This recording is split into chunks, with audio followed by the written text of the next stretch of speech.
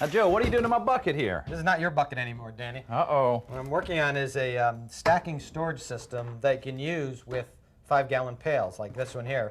You can pick them up at any hardware store or lumber yard, or you can use, this is an old paint one I'm using.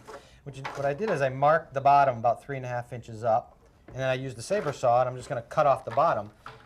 And what you end up with is a shallow tray like this, which you can then set into another full-size bucket. In fact, if you can hand me that one. Okay, you're not going to be cutting this one, are you? No, Okay. that one you can keep.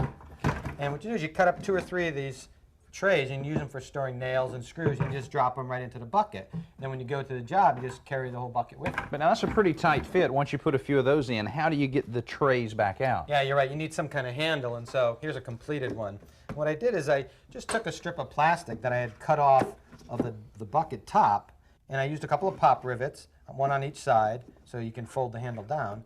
And then you just set it in, fold down the handle, and stick another one on top. I guess if you wanted to kind of divide this up with maybe some, small pieces of wood, I guess you could, so that you could use it for smaller screws and nails. Yes, you can use wood, but I just use a couple just pieces of cardboard. Right. Okay, all right. Just cut a slit in each one about halfway up, lock them together, and just stick them right in there. You want a nice tight fit so they don't shift around. Then you put different size screws in each one. That's a neat idea. I guess I need to keep saving those buckets. Keep saving them for me.